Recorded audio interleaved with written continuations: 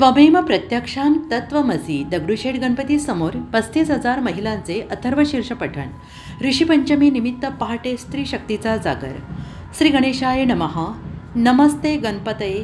त्वमेव प्रत्यक्षां तत्त्वमसि त्वमेव केवलम कर्तासी या अथर्वशीर्षाच्या जयघोषाने दगडूशेठ गणपतीचा परिसर दुमदुमून गेला.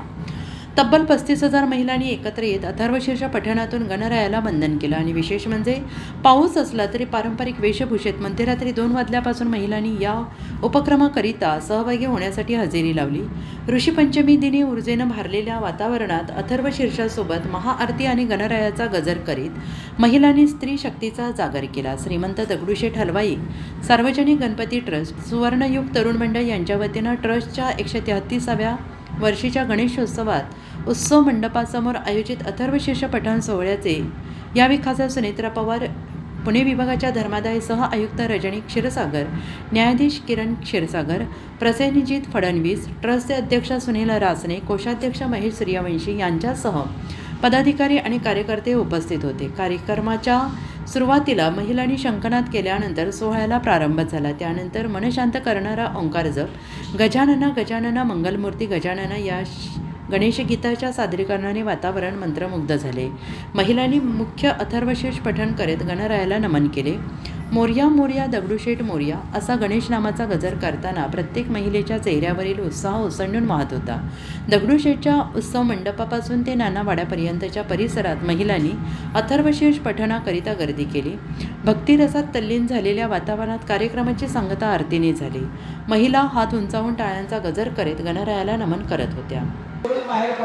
सर्वप्रथम मी सर्व महाराष्ट्रातल्या आणि संबंध भारतातल्या गणेश भक्तांना मनापासून ह्या गणेश उत्सवाच्या मनापासून शुभेच्छा देते.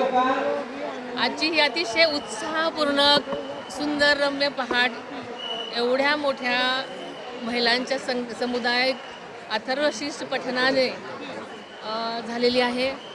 अतिशय सुंदर वातावरणामध्ये आरती पण झालेली आहे आणि एवढ्या मोठ्या संख्येमध्ये महिला ह्या पवित्र मंत्र म्हणतायत, त्याने वातावरण सगळं दुमदुमून जाते. अतिशय अवर्णनीय अनुभव आहे आणि मला याचा एक भाग होता आलं, ह्यातच मी माझं भाग्य समजते. बाप्पाचरणी हीच प्रार्थना केली की भारताचं महाराष्ट्राचं जे काही संकट येत आहेत ते दूर होऊ दे आणि प्रत्येक जनतेला सुखी समाधानी आनंदी आणि आरोग्यदायी ठेव. नमस्कार. आज इथे दगडूशेठ गणपतीचा इथे अथर्वशीर्षाचा कार्यक्रम झाला. खूप सुंदर असा कार्यक्रम झाला आणि सर्व बायका, इथलं जे वातावरण होतं ते एकंदर इतकं छान होतं आणि एवढी वेगळी एनर्जी फील होत होती वातावरणात की खरंच म्हणजे असं शब्दांमध्ये ते सांगता येऊ शकणार नाही. पण कार्यक्रम आजचा खूपच छान झाला. Bureau report, SBN Marathi, Pune.